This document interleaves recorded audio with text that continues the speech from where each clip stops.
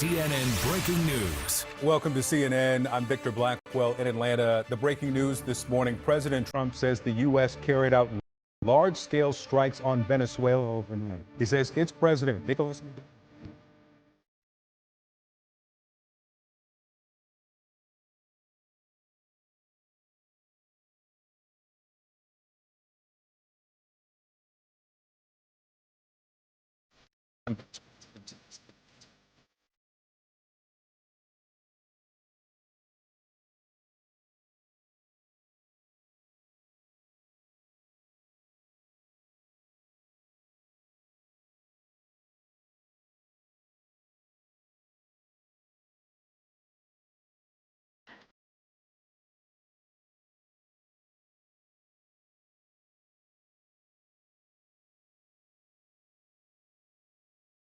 Now, it's quiet in the capital of Caracas just hours after the strikes, but earlier explosions rocked Venezuela, knocked out power, and sent people running outside.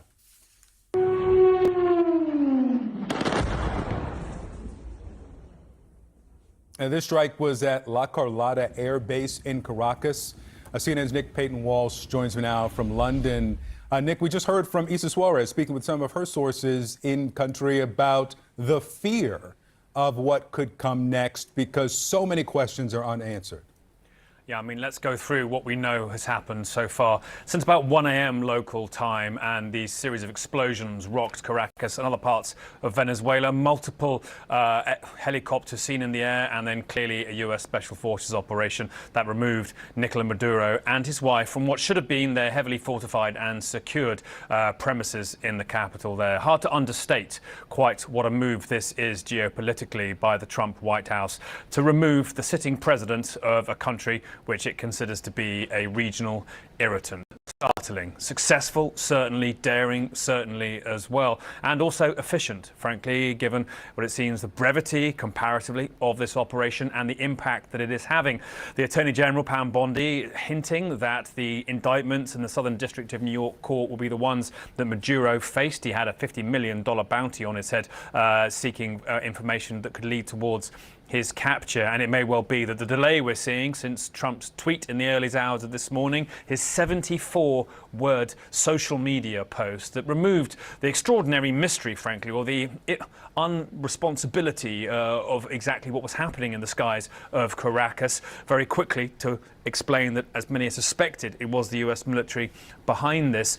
It now appears that potentially the delay may be about transferring Maduro inside American soil for when President Trump addresses the nation about this move, extraordinary as it is. But I think once perhaps for Trump allies, the exhilaration of removing Maduro, who has been an authoritarian dictator behind violence against protesters and opponents for 13 years. Once that fades, the hard questions now must be answered about what to do with Venezuela's crippled economy. That has been the reason why Maduro has needed to be authoritarian, the mismanagement of basic things like inflation foodstuffs that permeates that entire country. What happens now to Venezuela's military, heavily hit during this brief series of strikes? Should point out the explosions we've been seeing in these videos, utterly alien to life in sleepy, peaceful Caracas, will have terrified the millions who live there. What is the likely course for Venezuela's political elite?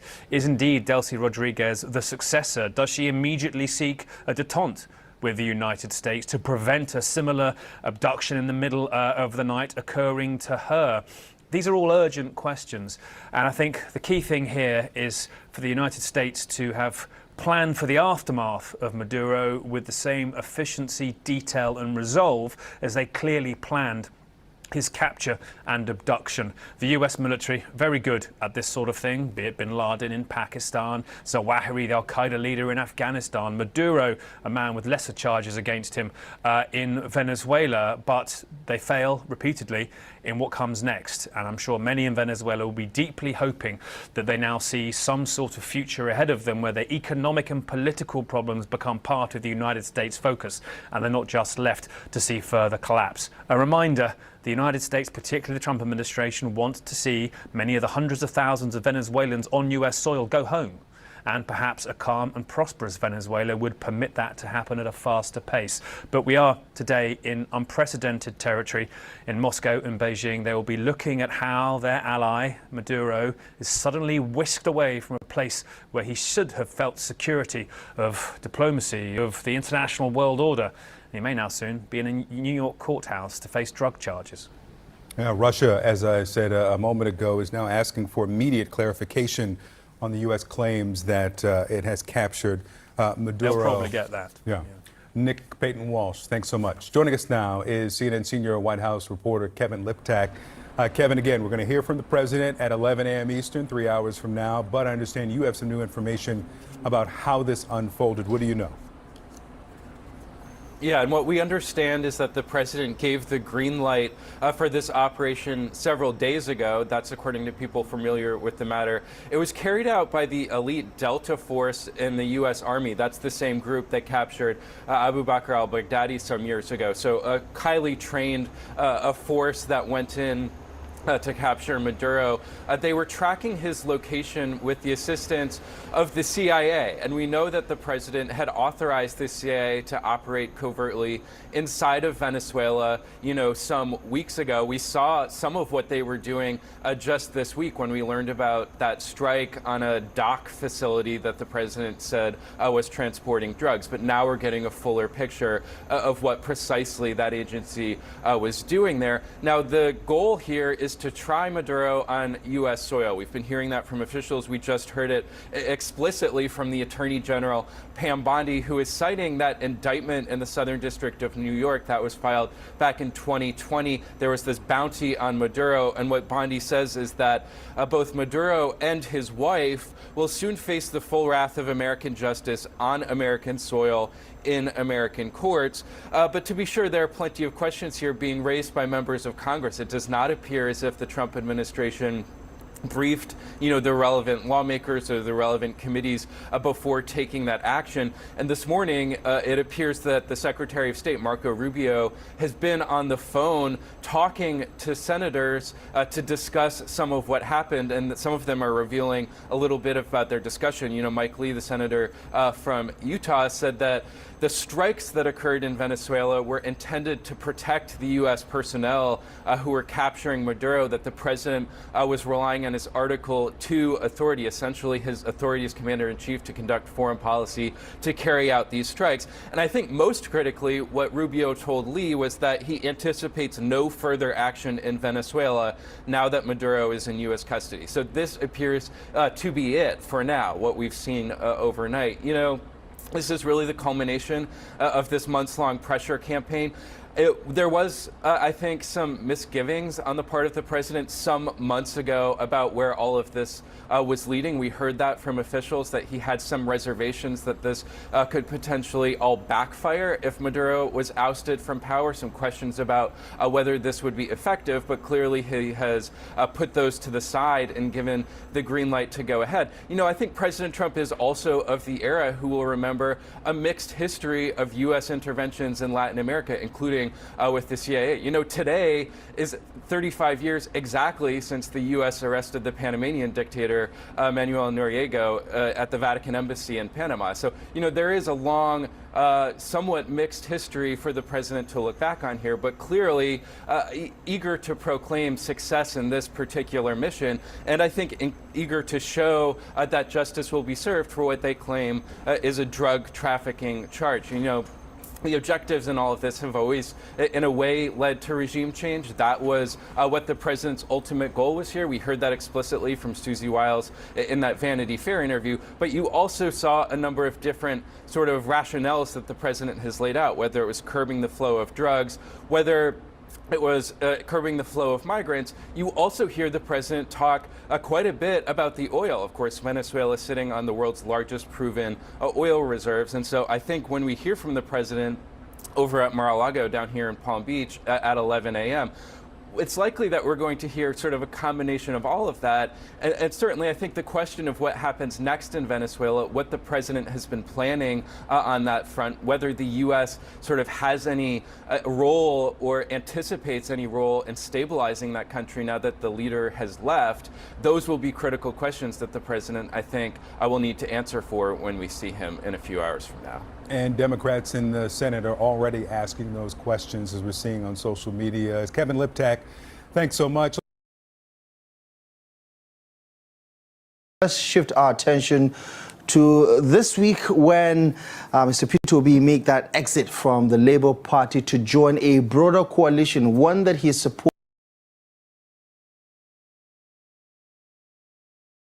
It strikes me that the Maduro overnight during a large-scale U.S. military operation. President Trump confirming the dictator, along with his wife, are now in U.S. custody after being flown out of the country. Maduro facing federal drug trafficking charges, and he will stand trial here in the U.S. Video shows explosions rocking the capital of Caracas and surrounding states early this morning, and low-flying U.S. Special Operations helicopters were seen flying over the region. President Trump, who's calling it a brilliant operation, is expected to address the nation at 11 a.m. Eastern from Mar-a-Lago. Lucas Tomlinson joins us now from West Palm Beach, Florida, where the commander-in-chief has been spending the holidays. Good morning, Lucas. Good morning, Charlie. This is what we know. In a daring operation under the cover of darkness at 2 a.m. local time in Caracas, Special Operations Forces, likely the full Silver Bullet package, the National Mission Force, that would be Delta Force, the 75th Ranger Regiment, and perhaps SEAL Team 6, were launched from helicopters of the 160th Special Operations Aviation Regiment, the Night Stalkers, to assault the compound where Venezuelan leader Nicolas Maduro and his wife were sleeping. President Trump confirming the operation in a post on Truth Social. I'll read it for you guys. Posted earlier this morning, the president said, quote,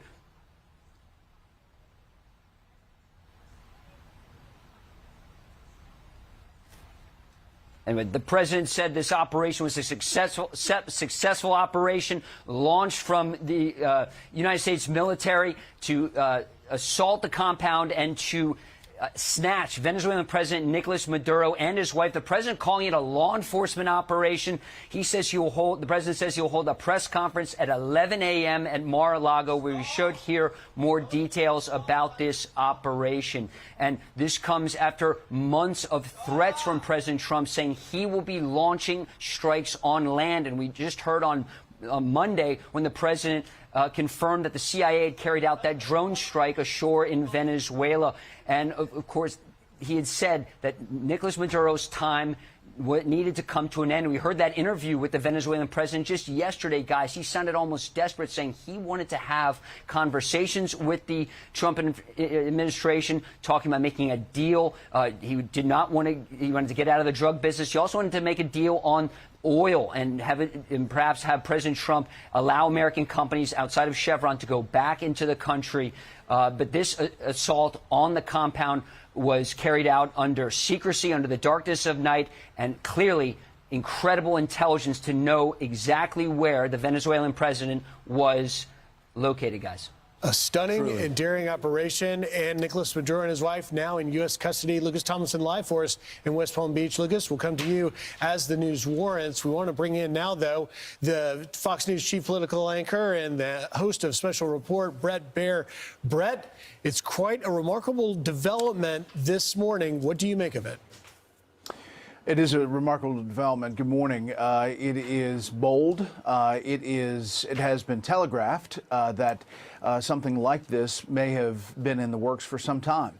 The effort to charge Nicolas Maduro and have this as a law enforcement effort was key in that True Social post, pointing out that this is a large-scale U.S. military operation surrounding a law enforcement action, taking Nicolas Maduro into custody to face charges in the U.S., he and his wife. As you see these shots overnight, obviously we started getting word in the early morning hours of these explosions, and as time went on, it became became evident that this was a large-scale operation largely designed to protect the special ops mission that Lucas Tomlinson just talked about, and this essentially a snatch and grab operation. Now, I heard you guys talking to Brian Kilmeade earlier about how long this may have been going on. It may have been planned a long time, and we're going to get a lot of the firm details from that 11 a.m. news conference at Mar-a-Lago with the president and arguably a lot of members of his cabinet. As you look live at Caracas, Venezuela, at first light, we'll get a better sense of what exactly was attacked, but it was these military bases to protect this effort to get Maduro and his wife out. And I think the world is reacting, but in a muted way. Because it had long been thought that this was a narco-terrorist leader who was working with cartels. And the president has signaled that he wanted to bring that to an end. So you will be anchoring our coverage of that 11 a.m. press conference. How specific do you think President Trump will be in those details? And maybe more importantly, how do you see the politics of this playing out domestically? Yeah, you know, I think he'll be pretty specific because there are a lot of criticism already on the yeah, exactly. He likes the win. He already talked briefly to the New York Times overnight in a phone call right after the Truth Social post, saying it was a huge success. I think we'll hear a lot more about that and the specifics of the operation. But he also is going to talk about a warning to the rest of those countries down there, Colombia in particular. You know, he's singled the Colombian president out already about its efforts in the drug trade. Listen, this is a different operation. There was already a lot of political upheaval inside the MAGA movement and on the right that we were going to get engaged in a long battle and a war on a country that, much like Iraq, we just shouldn't be on the ground long term. It is have their own country deal with the problems. The president, in a speech in Saudi Arabia, talked about that America First policy and how he sees it through his eyes. And he said, we want to help you, and we want to make sure that you're good to us, in not so many words, but to not be the occupier. And I think that is what we're seeing here. The scale of this operation, pretty limited. Brett, this precise and extremely swift operation is seemingly very successful, resulting in the capture of Maduro and his wife being flown to the United States to sit trial. But if the remaining regime is still in place, will this still be considered widely successful in 48 hours? I mean, what is it on the United States to ensure that this regime does not stay in power? Yeah, that's a great question. I think there has to have been some groundwork with people on the ground.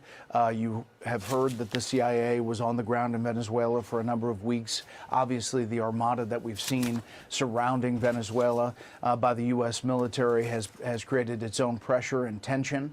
But my guess, and I don't know if we'll hear about this at the news conference or not, is that there have been discussions on the ground with the opposition forces as well as people inside the current regime.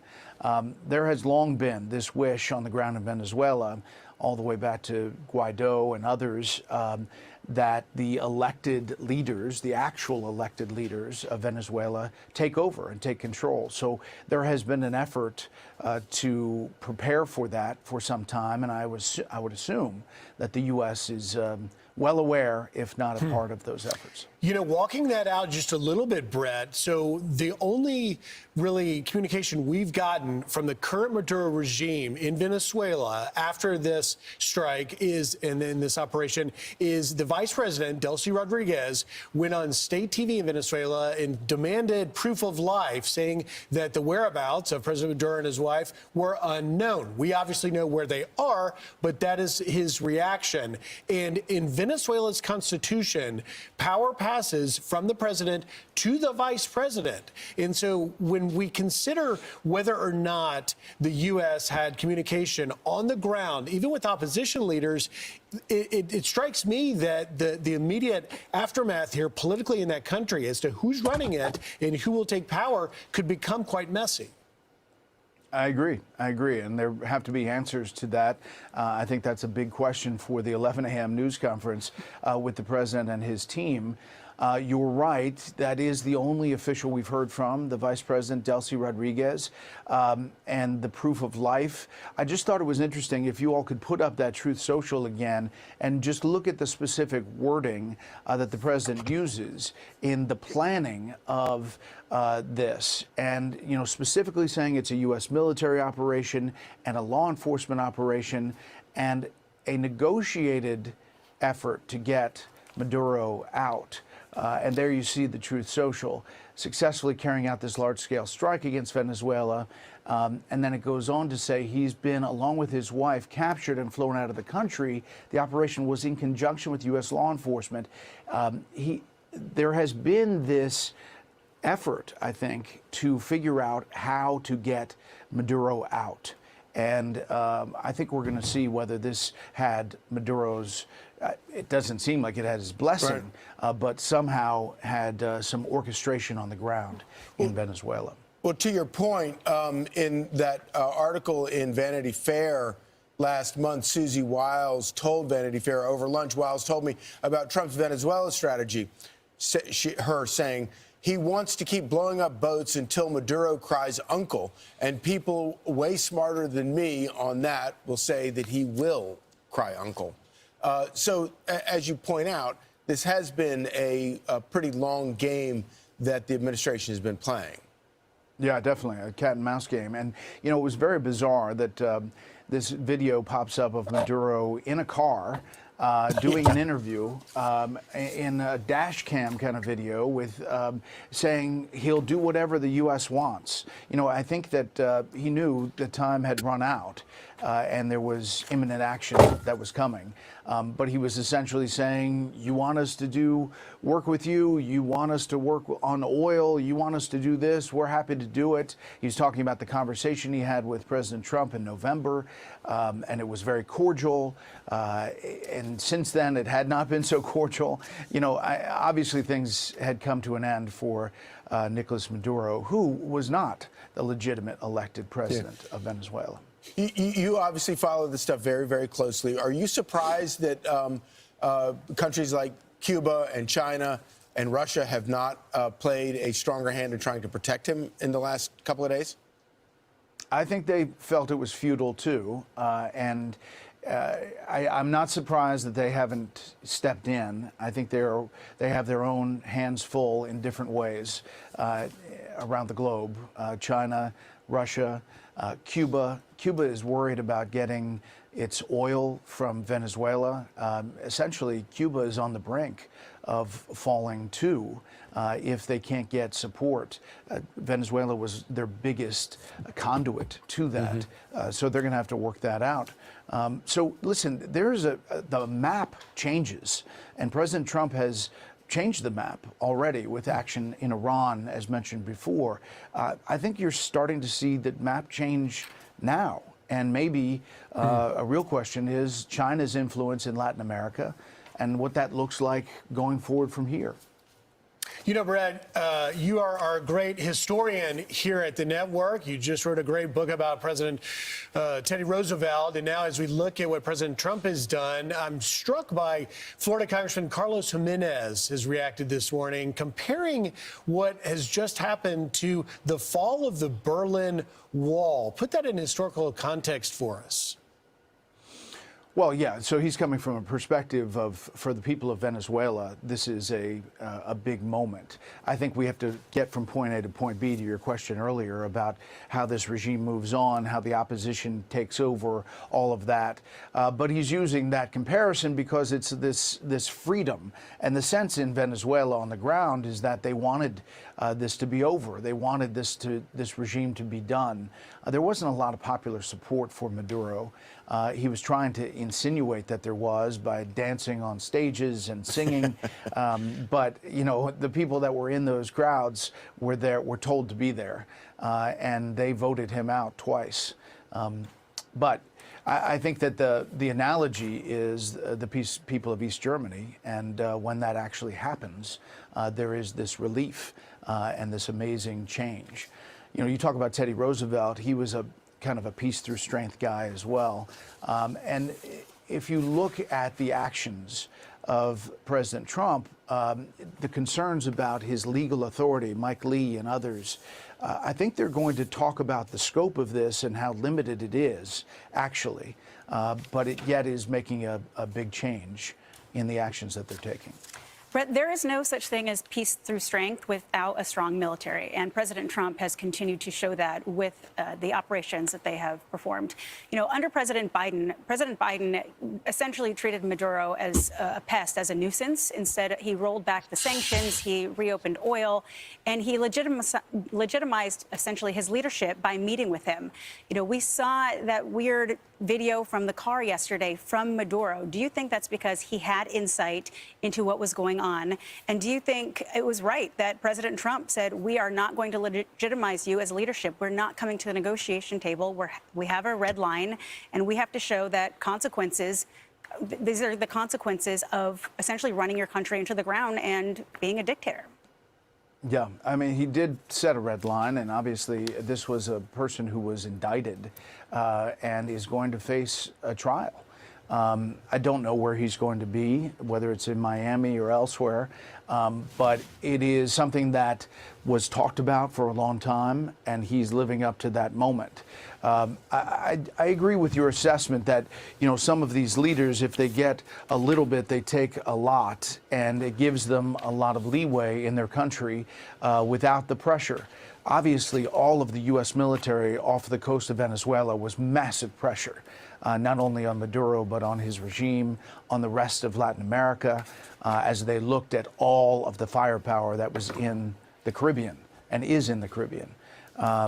I would assume that once you see this transition happen to the legitimately elected government, that all changes and our force posture changes as well. Hey, Brett, quickly, I want to get to the politics of this, because we're already seeing Congressman Jim McGovern saying that this was unauthorized and that Congress was not notified. I saw another member of the Senate Armed Services Committee in the minority saying that they weren't notified. Do you see this as kind of a big political battle we're about to see play out in Washington? Yes, and I will say there is criticism in the past for the Trump administration as far as notifying, especially the top tier of Congress, the leadership and the Intelligence Committee chairs and ranking members, and there are real questions about whether they should have been briefed, whether they should have been briefed in this case, in the Iran case, how that happened. And, you know, I'm sure there will be questions about that at 11 o'clock. But on the politics, just the pure politics, stopping narco-terrorism and drugs flowing into the U.S. is very popular, no matter how you ask the question on polls. Venezuelans inside the U.S. saying Nicolas Maduro facing justice, being pulled out of the country, and a transition to the elected government. The Venezuelans inside the U.S., that is very popular. It's a 90-10 issue, and if not 100. And I think that the politics of this, to argue the other way, is something that's going to be dangerous. But I think that the letting Congress know, there may be criticism that's legitimate there. Yeah, on the pure politics side of this, it's such a great point. Because, of course, obviously we're going to see a lot of pure politics, but it's going to be playing out as we see an actual court trial playing out at the same time in real time. And it's going to make it a lot more difficult to for Democrats in particular to kind of thread that needle. Yes, and that'll be front and center. It'll be all of the charges, all of the lists of the charges that Maduro faces, the specifics, all of it will come front and center if this goes as projected. And we've heard Secretary Rubio debrief Senator Lee about the process. And at least so far, Senator Lee, Mike Lee of Utah, is pleased, and he's one of the guys that was raising concerns about the parameters. Right. Well, we look forward to hearing more straight from the president about this morning's military operation. And Brett, you will be hosting special coverage of the president's address at 11 a.m. Eastern from Mar-a-Lago. Thank you so much for joining us, Brett Baer. Thanks, Brett. You bet. Ladies and gentlemen, welcome to the brand new world. Or should I say brave new world? But honestly, in 1900, before you hear about war happen, na documentary, you have to wait some years later, watch documentary, watch movie, that's why you know how war took place. But fast forward to 2026, all you need to do is just to tap into your screen, whether from on your TV, your computer, your phone, and you go to watch it war taking place in real time. Like real time. I don't think people understand what that means yet. Might just give you a short analogy. Enter your house, your room, wherever you are right now. Just take out all the screen that you have, your TV, your radio, or just take out all the screen and possibly take out your light too. That's how 1900 used to be. So in a way, the only change is we just did. They just add more electronics to the world. That's what they see and they happen in real time. Now, as Nigerian, I beg, where Tinubu dey? That guy need to come home now. Before the guy, they go say in flight don't miss. Before we go big for him, that guy need to come back home right now. Shit is getting real. When I did tell people say, if you want to understand Donald Trump presidency, you have to look all the way back to the 5th president of the United States, a man called James Monroe, who started this whole adventure in North America pretty much, and South America, when he approached the United States Congress and his 7th times in 1823, and let them know that yes, we are of age, we are militarily, economically buoyant enough to take on all the superpowers in the American, South America. I'm talking about the European superpower. They should leave or we treat them as a national security threat. And that was what is now called Monroe Doctrine. So Trump come in and implemented the Monroe Doctrine 2.0.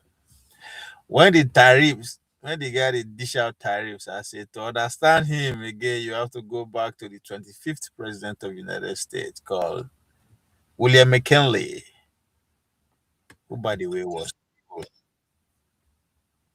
in office. So all this thing that is happening from the American perspective, everything has been documented, is written out there. When would they thought there is really a conspiracy theories? But anyway, I don't think as at now there's no more detail to explain now. But are resources they want to, I mean, no be resources they want. I be that now these are the things that only go over people's head. When you say this is what the interest is about, they will say nah. They want to come and save your ass because you be Christian. Oh, hey Joe, whoever know where Tinubu is. For sure, even if we get the news, this guy will know. He will know more. He has more intel, but that also. That guy should come back home before he go hear his own. They don't take over power from his cell phone. Make I see this guy is in the try small. In the try. They come close to what is happening. Let me hear him this time again. Who was there? What you want to take back? You ain't taking shit back, man. Nothing.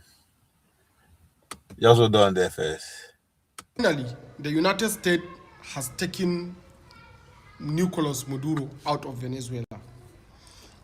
Yesterday night, they got into the country, aboard a USS Fortuna, one of the largest warships, and then they used Delta Force to get into the country and pick President Maduro and his wife out of Venezuela and taking them into the US.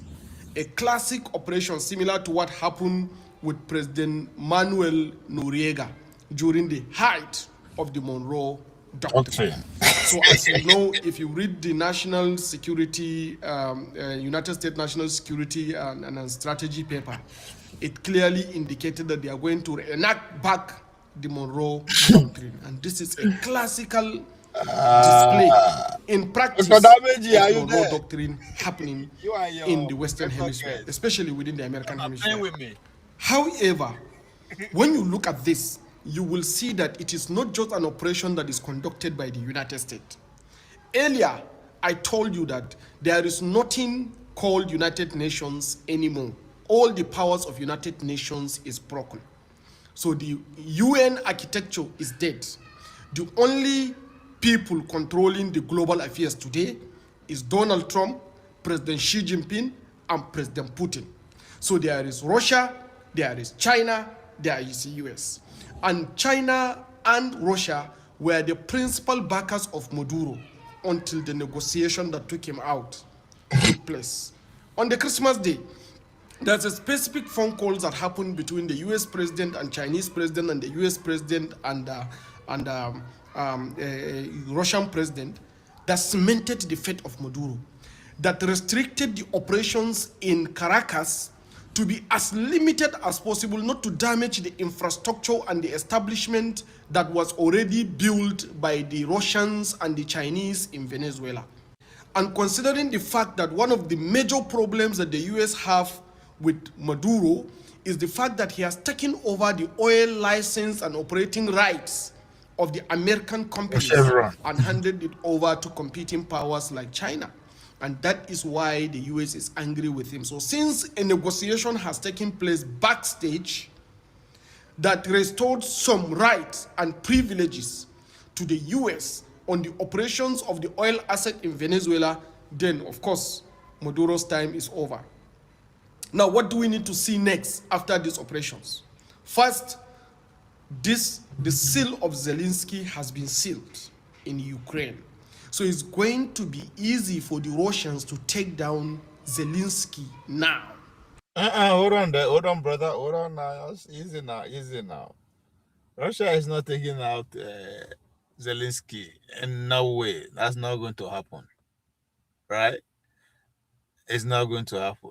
The worst, let me put it that way, the worst that will happen in Russia, between Russia and Ukraine, is stalemate. When you understand the geopolitical lingua franca, stalemate means they will freeze the fire for a minute. For a minute, maybe for the next couple of years, next couple of decades, then it will spark again in the future. But for now, that might be the only thing. But he coming out, no, but potential of Zelensky not, being the president for a long time, that one is there. I got already get a mansion for Florida or Los Angeles. But that's beside the point. The next person in line to be gone, make us speak that kind of grammar. When I tell you that, because that means that time I say Europe is gone. The guy went hard on me. So make I use that word again. The next president to be gone. Is that guy, that Ayatollah, whatever they call him in Iran. That man is the next person. That will be gone soon. His days are numbered. So before you go Ukraine, you need to go that place first. That's the next one in line. But I give you, I see where you are going, but let's go there. Since US has demonstrated that they are the first movers to go in and take away another president in another country, then it has given a good justification for the Russians to take over Zelensky. They can't do it. They would have done it power. But At the same time, we should see China making very strong move on the Taiwan.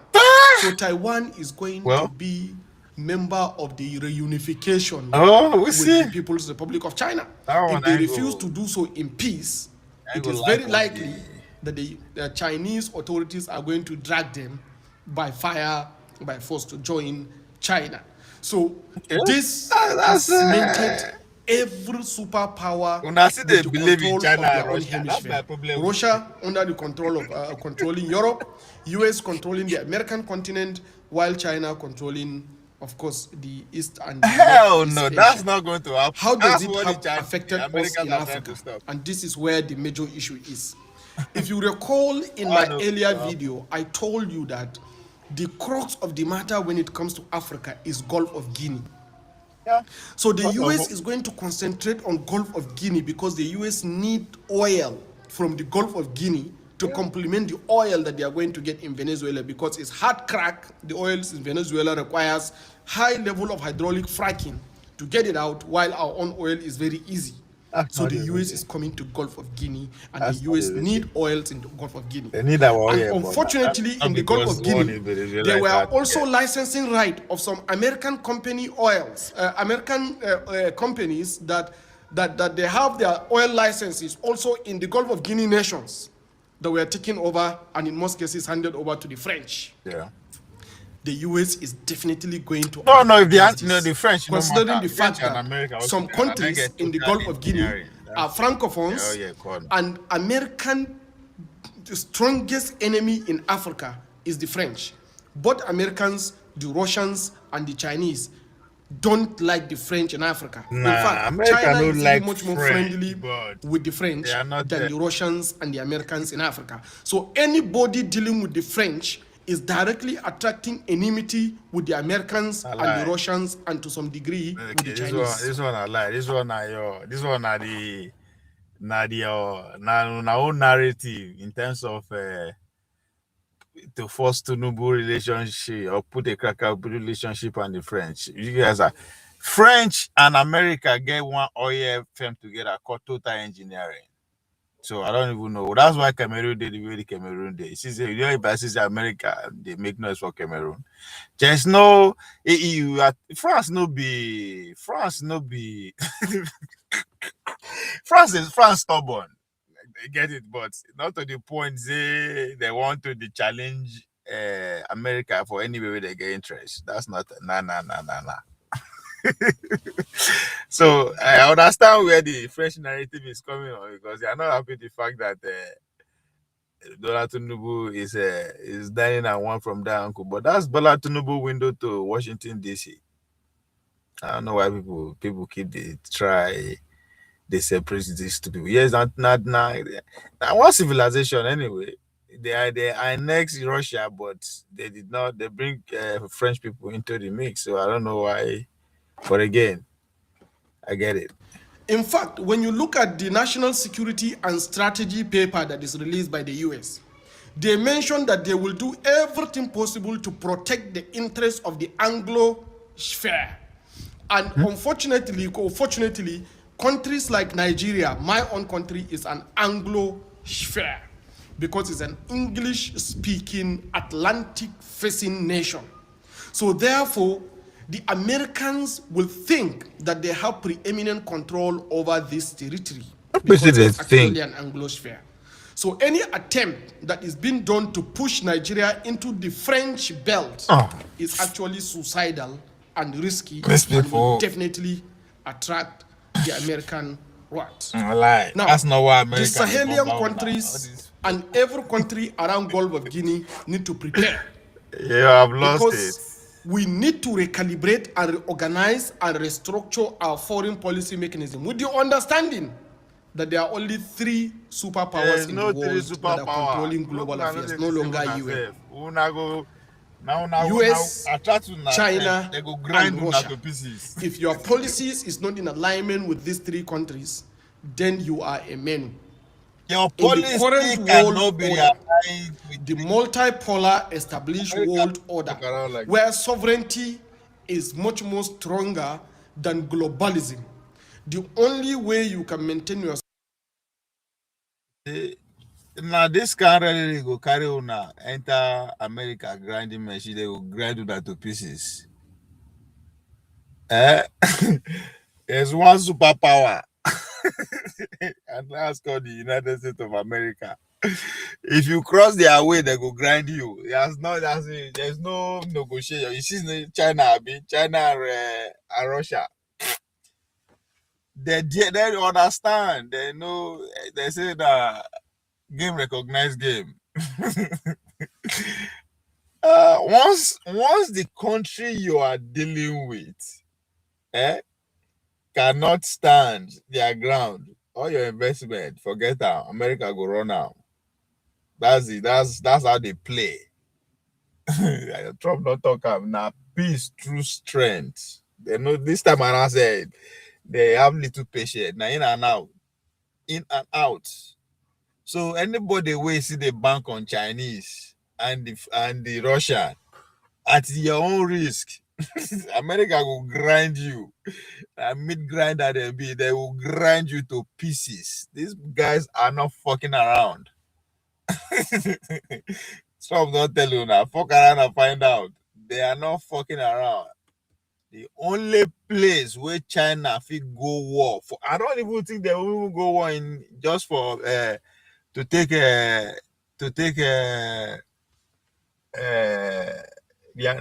fact they are one self, they are relative. They went to war with each other, like nationalists and the revolutionaries. Unfortunately, they lost. Taiwan, the Taiwanese people lost. That's why they banished them to the island. That's pretty much the short part of the story. Even at that, I don't even think they will go to war. This kind of prosperity they don't achieve, I don't think they were ready to go to war because of that. They would rather leave it the way it is for as long as they could. So anybody where they believe say China will come to their head or Russia, make una dey deceive ourselves. And they always try and make one point clear. The strength of the Chinese and the strength of the Russia, you they get those information from American media. Either you hear you listen to a Chinese radio, Chinese podcast, but you are listening to it via an American platform, either via YouTube or via Google, via WhatsApp, whatever platform you are watching it for. 100% guarantee it's an American platform. In other words, there is a reason when they allow you to hear all those things. It is not out of foolishness that people ordinary anybody, any citizen anywhere will give you the detail of how strong the Chinese military has become and how strong and innovative the Russian, but they're not going to give you detail of that of America. Instead of tell you, oh, America not allowed, but I don't beat all this thing again. That's what the fuck they want you to hear. That's exactly how they want it to play out. One is to put the citizen of the America in fear that one day one country will come granted. Not lie. But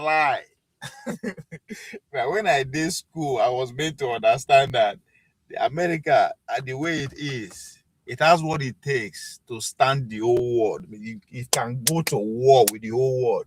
They might not win. But just think and first. For one single country to have the might to say, I will face the world. Then now one small Muslim country, because they don't see small money like China. Now they want oh my word. Well, how they read, most people know they read, that's the whole point. They rely on so much what comes in from third party. Yes, books have a third party, but there are some documents that you have to read. That's just like the national security strategy, the classified documents. All these things, everything what they do in the past, they put down everything where they happen and the detail of what happened in Venezuela. Videos go this, everything go there. But you won't get access to it now. Wait for your next 30 or 14 years. And you go begin to realize how even the conversation they have when they go there, another kind of shit. So what is happening, what America is doing is not mistake. It's not by mistake. It's not because tension don't come from China. So they want me this story to no. America go under transformation. They undergo under transformation every 80 years. That's what is happening. The last time they are in this position was during the Second World War. So they are not making a mistake. You know, just they are not reacting to the sudden rise of the Chinese or of the, no. They know. After all, they are the one that set the Chinese up economically. So somebody give you money, may you go invest, and you can't say the person goes surprised. Say you make up, you were able to flip the money, a million times or 1,000. No. So at this point, students like me, a student of history, power, and politics, just cross your leg and enjoy everything that you have theorized. Everything where you don't put in form of a conspiracy, as they say it, is what exactly is emotion. Nothing changed. It's not going to get better, ladies and gentlemen. The ultimate goal, the number one focus of the United States is China must not become a regional hegemony.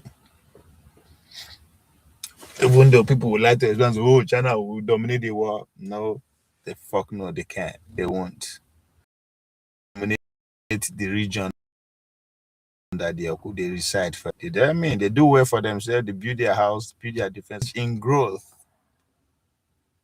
is to take over, to be in charge of your war region, which is what James Monroe did in 1822, 1830, 1823, roughly after 50 years, Abby, of America getting independent. So those who they cry, Nigeria is slow.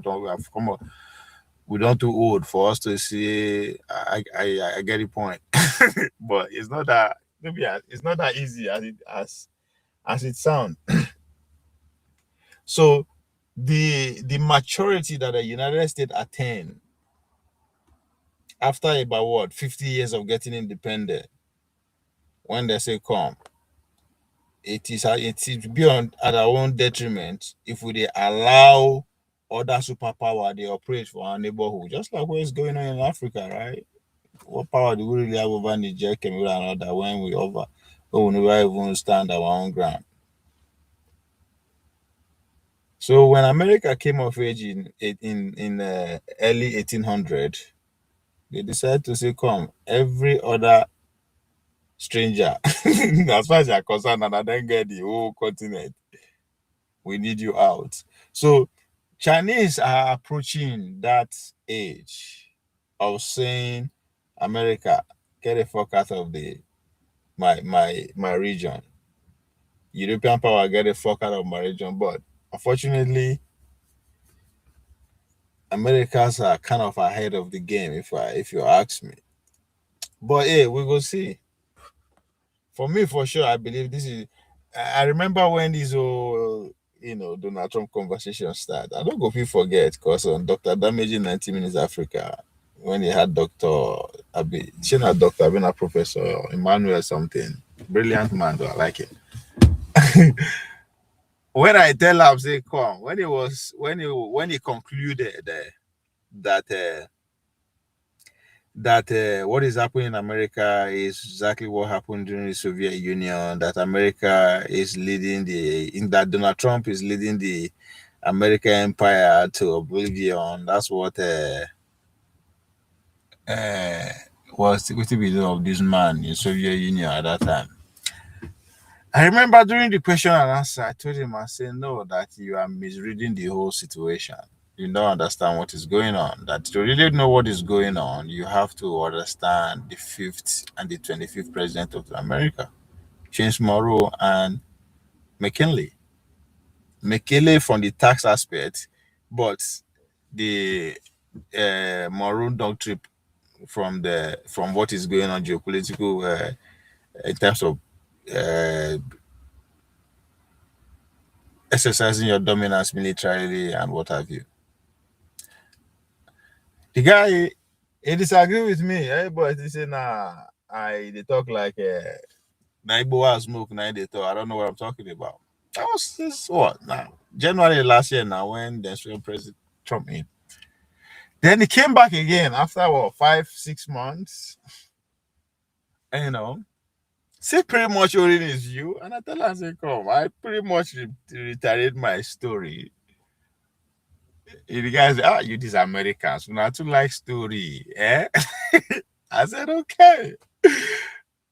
And one thing I noticed from then on to now that the phrase, the word, James Monroe doctrine, pontu, the thing become more an everyday vocabulary for people. I was like, I thought that when I was using this word, they will say that was a conspiracy theory. So I wait for that making come again this year. I go continue the story while they tell them. Because the story they tell is now self-explanatory. The story itself, right? And again, when I thought say Iran leader, might be the next to go. Cuba herself is not. I'm not going to surprise the next tweet that will come out from Trump and about Cuba. How they need to it's like Cuba, they go out of control according to them. They need to. So Brazil, see, the game is on, and Nigeria, glory be to God, we have decided to say we are also up to equal to the task. We have asked to be a host venue to the ongoing Third World War. I said it before. Say we go host town when they went to Iran, in and out as a good. we go host, and to the glory of God, Trump give us opening ceremony. You know, open theater. He just sprinkle some action. So more to come. The cocoa of the story is that I know Tinubu is watching. You better carry it to level where you know who matter herself. If they go carry Maduro for your house. It doesn't matter if Bola Tinubu the body law or if they are rock. Maybe it will even be better off if he did London or wherever the fuck he is. But this is a broader implication. That if you think America is fucking around, think again. And again, at the talk, Trump is just a twinkle of an ice. So even after Trump go, the fireworks go increase. It's not going to slow down again until they deplete China of capacity of taking over the continent where they reside, the Asia continent. Until that happens, I only don't know how long it's going to take. Could be this year, it could be next year, it could be 5 years, it could be 10 years from now.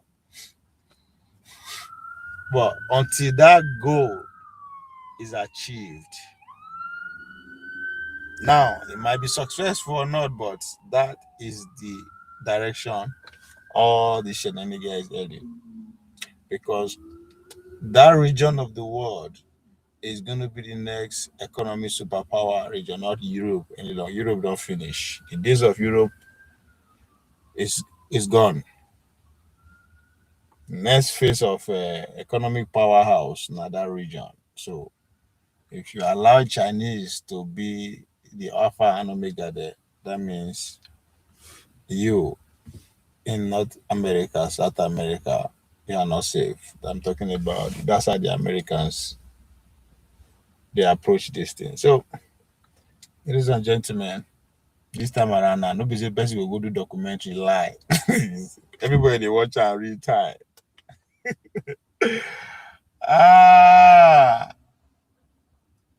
So I don't know, but it's real. So our government should watch out that peace through strength is not a phrase that Trump coined.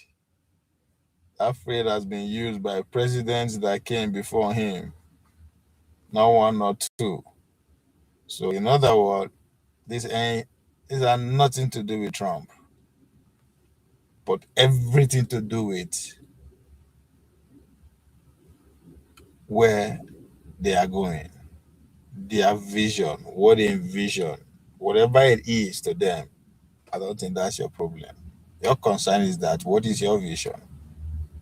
If you don't have a vision as a nation now, if we don't have a vision, then we should not.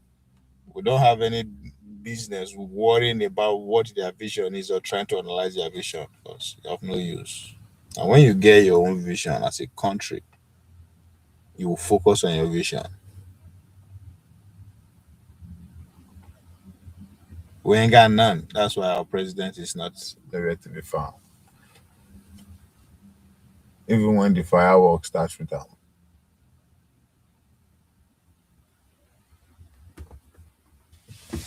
So, ladies and gentlemen,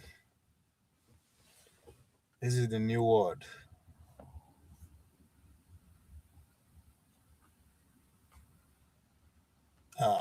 Uncle the phone. Let's listen to Big Daddy. Every aspect of it, and I listened to the communication between.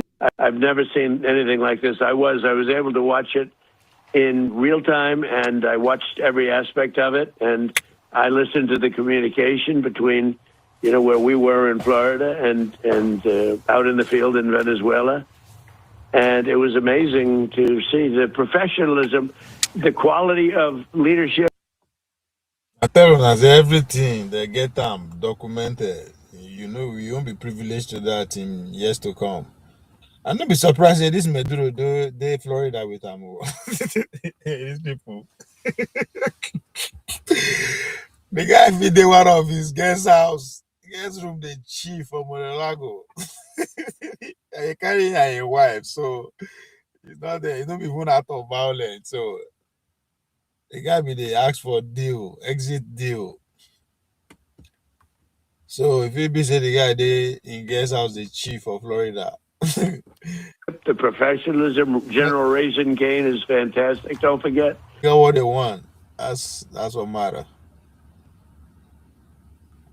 What's in there? A fast-moving situation, and we need to establish all the. Prime Minister, have you spoken to Donald Trump about what's happening in Venezuela? No, I haven't, and it's obviously a fast-moving situation, and we need to establish all the facts.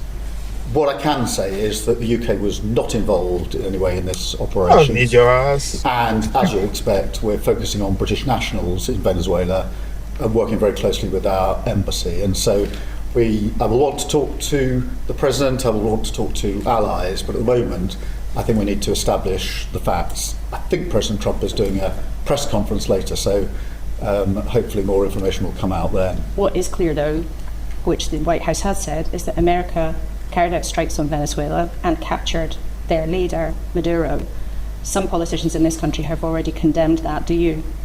Well, I want to establish the facts first. I want to speak to President Trump. I want to speak to allies. As I say, I can be absolutely clear that we were not involved in that. And as you know, I always say and believe we should all uphold international law. But I think at this stage, fast-moving situation, let's establish the facts and take it from there. And just lastly, for people who might have family there or the small number of Brits in Venezuela, there are some there, it might be a small number, but of course people will be very concerned. What would their advice be? Yeah, there's about 500 there in Venezuela, and we're working with the embassy to make sure that they are well looked after, safeguarded, and get appropriate advice. So we're working at pace with the embassy on that. It is a small number, but it's an important number. It is about 500, so that's what we're doing there. Who will go ask about the Nigerians in Venezuela? I mean, we know they're there. Boy.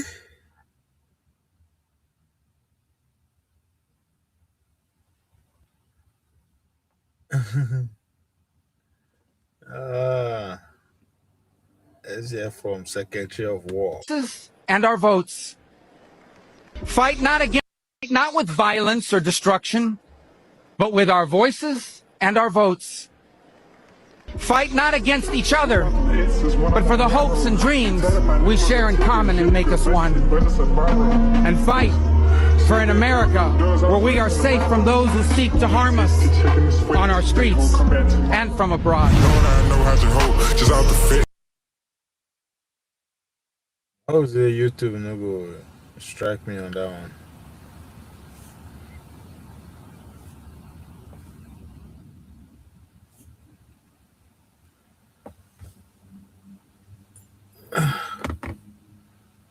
Oh, now look for.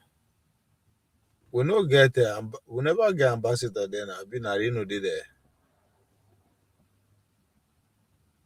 May they answer how.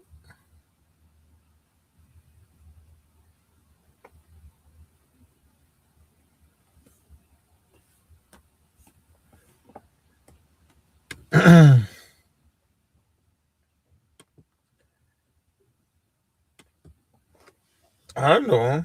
This is a live event, so I don't know about it need any explanation when you know say na real. It's not that.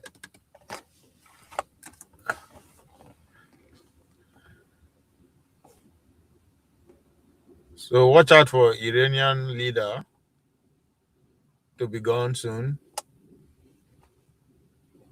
and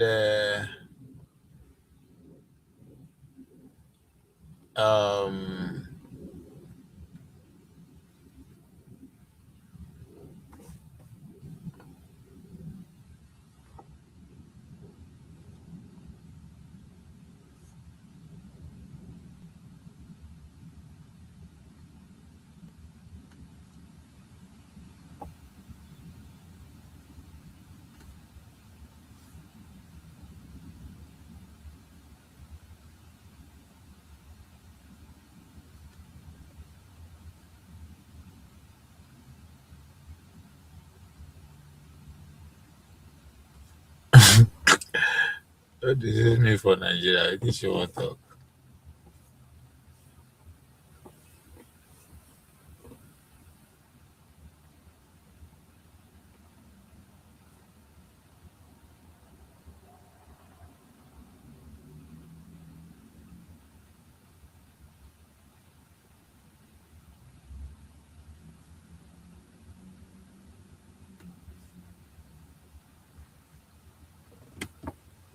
So change President Trump has confirmed that strikes on Venezuela have been happening over the past few hours, and according to President Trump, that Nicolas Maduro and his wife have been captured in Venezuela. There have been scenes of multiple explosions and low-flying aircraft. All of that heard beginning around 2 a.m. local time in the capital city of Caracas. And the FAA is now banning U.S. commercial flights in Venezuela airspace over what's being called ongoing military activity. This comes after weeks of the U.S. ramping up pressure on the government of President Nicolas Maduro, including seizing 2 oil tankers and conducting deadly military strikes on alleged drug boat smugglers. This week, the Pentagon released video of 2 vessels being hit, saying they were moving along known narco-trafficking routes and engaging in narco-trafficking. At least 115 people have been killed in more than 30 strikes since September. The U.S. also deploying a large-scale buildup of military forces and assets in the Caribbean, sending the largest, most advanced aircraft carrier in the world, the USS Gerald Ford. It's now part of the 15,000 U.S. troops that are operating in that region. That's in addition to the joint training exercises in Trinidad and Tobago, just 7 miles away from Venezuela. The U.S. is reportedly installing a radar system on that island. In recent weeks, President Trump declaring that Venezuelan airspace should be considered closed in its entirety. Venezuela authorities denouncing that as a colonialist threat that seeks to affect the sovereignty of its airspace. The FAA warned major airlines about a potentially hazardous situation in the skies over Venezuela, citing worsening security and heightened military activity that could threaten aircraft at all altitudes. That prompted 6 international carriers to suspend flights to the capital city of Caracas. And the U.S. recently added Maduro and his government to the State Department's list of the world's most dangerous terrorist organizations. In a pre-taped interview this week, Maduro accused the U.S. of mounting a months-long pressure campaign to force a regime change and to gain access to vast oil reserves. Maduro has also denied having any ties to the drug trade, accusing the U.S. of using the drug smuggling as a way to oust him from office. Let's go to ABC News correspondent Matt Rivers. He joins us live now on the phone. Matt, what are you hearing? What's the latest? This stunning message, quite frankly, from President Trump posting on Truth Social, where he says the United States has successfully carried out a large-scale strike against Venezuela and its president, Nicolas Maduro, who has been, along with his wife, captured and flown out of the country. He goes on to say the operation was done in conjunction with U.S. law enforcement. News conference later today at 11 a.m. That is absolutely stunning news and what is a major escalation. You know, in just the last few hours, the torrent of news that has been coming out of this situation has really just been one surprise after the next. You know, a series of very large explosions, not in some random parts of Venezuela, not on port facilities, as many had suspected, but right in the heart of Caracas and the states surrounding Caracas, where we know the heart of Venezuela's military apparatus, its state security apparatus is, and where Nicolas Maduro himself has governed from for well over a decade now as the leader of Venezuela. So the people running in the streets, videos of helicopters, and the stunning images overnight in and of themselves, which led the Venezuelan government, or what's left of it apparently at this point, to put out was the U.S. military responsible for this doing this. But initially we didn't hear from the U.S. government specifically about what was going on until on Truth Social, not only announcing that the U.S. military was responsible for these military strikes. Surprising enough, but certainly not something that was unexpected build up that we have seen from the U.S. military in this region. Strikes were always a possibility given, but what is really going to stun the world, I think, is what happened when they were able to capture Nicolas Maduro and fly them out of the country. Remember, the United States has long accused Maduro of being a drug trafficker, of being the head of a group called Flores, which is a loosely organized group that the United States says is responsible for pushing lots of cocaine into the Caribbean and up to the United States. There was a $50 million reward on his head at this point for information leading to his capture and arrest. And so it does appear the president is leaning into that, talking about the operation being done in conjunction with U.S. law enforcement, perhaps seeking to fend off questions down the road that might come up about the legality of strikes like this. So he's leaning into the law enforcement element of this. But there is no question this is a stunning overnight series of events in the country of Venezuela, not just these strikes themselves, but also the apparent capture and flying out of the country, the head of government of Venezuela, Nicolas Maduro, and his wife. With this apparently, at this point, because we are still getting information in, that this was the reason for this operation, getting Maduro and his wife, capturing them and then flying them out of the country. Are there still operations going on, these military strikes, or do you know yet if they've subsided? Well, from what it seems like, and again, in the initial hours after events like this, especially in the overnight hours, especially in parts of Caracas where we know the power is out, what kind of information is getting out there, there is definitely the fog of war that is in play here. And so we're very careful to only report exactly what we know. But if you look at what President Trump is saying here, the United States has successfully carried out in the past tense a large-scale strike against Venezuela and its leaders. So if you just use the president's words there, perhaps it's over, but we're not sure yet. We have to be very clear with our audience about what we know and what we don't know, and we're simply not sure. But we also know that it might not have just been Maduro himself targeted. You know, if you were going to take out the majority of the Maduro government, if you were going to reduce the capacity of the Maduro government to actually govern, then you would, of course, need to target not just Maduro himself, but also other members of his government. And so that's what we're going to be waiting to see. What else happened here? We know that there was explosions across the area in places where we know there are military bases, where we know that the state security apparatus operates from. And so what did those strikes entail? What were the intent of those strikes, and what were the outcome of those strikes? We know, obviously, according to the president, that President Maduro has been captured and taken out of the country. But I'm also curious to know what the outcome of the other strikes were, and quite frankly, who is in charge of the government of Venezuela at the moment? That is an outstanding question that we do not, at least right now, have an answer to. And remember, this is a country, millions and millions of people. The Caracas metropolitan area in and of itself, well over 3 million, 4 million, 5 million people who at the moment are learning right now at the same time as the rest of us that they no longer have a head of state. And with Maduro out, who do you think is sort of at the realm of taking over at this point? I mean, Maduro's leadership is not recognized as legitimate by many countries, but does that mean another person from Maduro's government is stepping in, or are we seeing some other candidates step forward? It's a good question. I mean, I don't think we have the answer to that yet. I think it's too early to tell. I mean, someone put out a statement within the Venezuelan government, and it clearly wasn't President Maduro, but we did get a message that was sent out to the media by remaining members, apparently, of the Maduro government. You know, one man to government, obviously. And so just because President Maduro is out doesn't mean that other members of his government are not still there.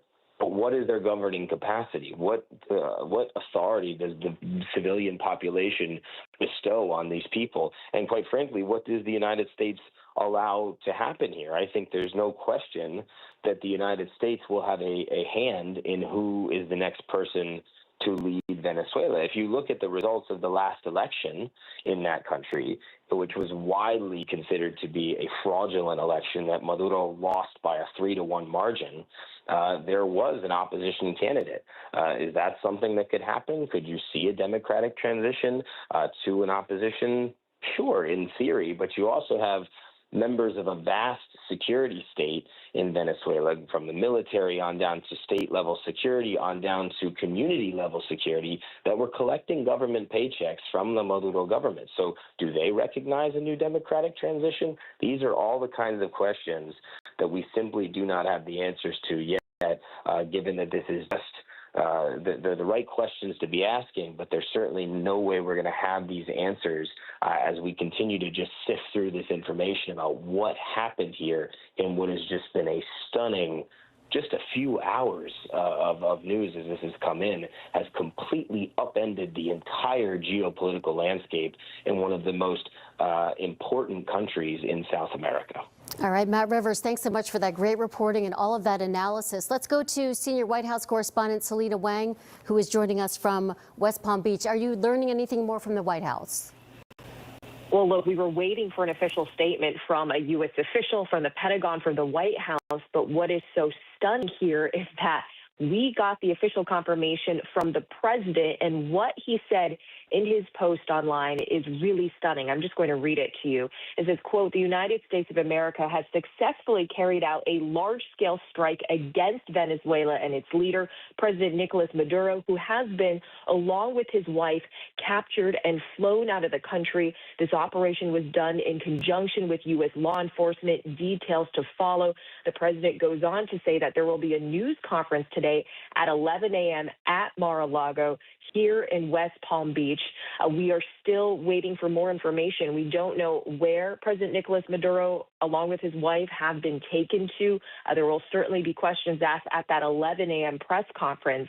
But look, this comes as we have seen this steady ramp up of U.S. pressure on Venezuela from an economic perspective, diplomatically, militarily, the U.S. amassing the largest military presence in the Caribbean in decades, including deploying the world's largest aircraft carrier, the USS Gerald Ford. It was known that the whole purpose of this big show of military force was directed at President Nicolas Maduro. But lawmakers from both sides unclear what the end game from the president was, but certainly this announcement from the president is striking and stunning and surprising to many. But the president has for weeks, though, been warning that land strikes were coming very soon. The president telling me not long ago that they know every house, every route, and where the drugs are manufactured, but the expectation there was that these strikes were going to be singularly focused on where these drugs are manufactured, not on leadership. Now, the president said just days ago, he revealed that the U.S. struck a dock in Venezuela that he claimed the cartels were using to transport drugs overseas. That was the beginning of this new phase of this U.S. operation, because that marks the first time we know it that the U.S. carried out a strike inside Venezuela. Prior to this, Allison, we had seen a lot of the U.S. pressure on Venezuela coming in the seas. The U.S. has launched at least 30 deadly strikes against alleged drug boats in the Caribbean and the Pacific Ocean. The U.S. Coast Guard has also pursued and seized oil tankers linked to Venezuela. That is really an effort to squeeze Venezuela economically, as oil is really the lifeblood of the Maduro regime. Okay, Selena Wang, stand by. I'm going to go back to ABC's Matt Rivers with news about a statement from Venezuela's defense minister. Matt. Yeah, so we're just, again, this is all just coming in, so bear with us as we sift through the details here, Allison. But Defense Minister Vladimir Padrino Lopez, who is speaking from an unknown place, has apparently come out talking about this criminal, what he calls a criminal military aggression from the United States. He confirms once again that there were multiple areas within Caracas and the states surrounding Caracas that were targeted, including, crucially, Fort Tiuna. Fort Tiuna is the main military complex there right in Caracas, and striking that has certainly would certainly be considered a major escalation. And now, given what the president said, we know that that has taken place. Well, according to the defense minister, helicopters were used in combat. There was helicopter gunships used on the part of the United States. And so he is speaking and has said that the government continues. He called the United States act criminal. He's asking for people in Venezuela to remain calm and to not panic. They want to avoid chaos and anarchy. He has announced a state of emergency across the entire national territory, and he has called up a deployment of all relevant military members there inside the country. So this is the first time we're really hearing a senior member of the Maduro government come out and talk like this, a very senior person, given that is the defense minister. But crucially, it's not Maduro himself. Given what the president has said, that's not a surprise. But this is the first time that we're hearing specifically from a senior member here. Did the defense minister mention, have any information about how many injured, how many dead? He did say, it's a good question. He said that because these attacks happened in an urban complex, which we know is true because we know that some of the main military bases in Caracas are in populated areas, even where there are hotels nearby.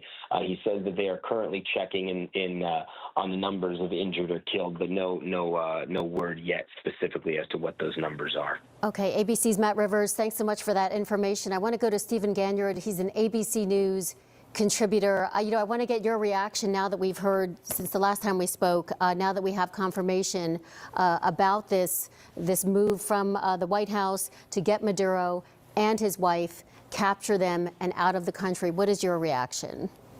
It's extraordinary. When we talked a few minutes ago, that we saw that there were videos from Caracas showing multiple helicopters, which presumably were U.S. Special Operations helicopters, MH-47 Chinooks.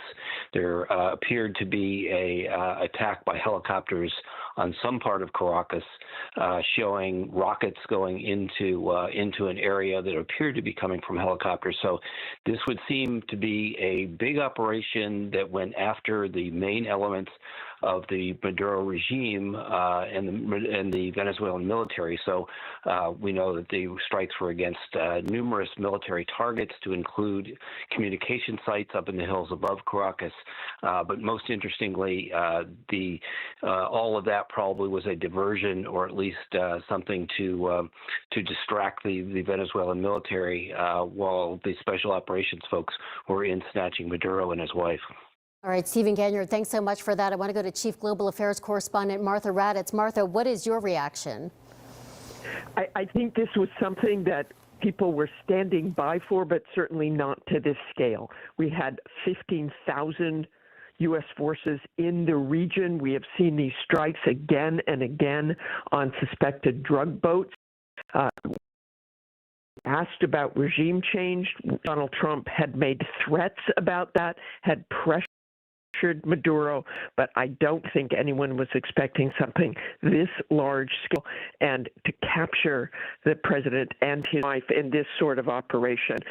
President Trump has given hints about the CIA operations earlier this week, but nothing to this scale, and this is something we just have to watch. We certainly have the assets in the region to basically do anything we want at this point, and standing by for any reaction. Maduro isn't recognized as a legitimate leader for many countries, from many countries. I'm curious what your thoughts are on how this is being received, this capture and takeout of Maduro and his wife, taking them out of the country, received on the world stage. Well, on the world stage, certainly. I mean, it's shocking in many ways, whether he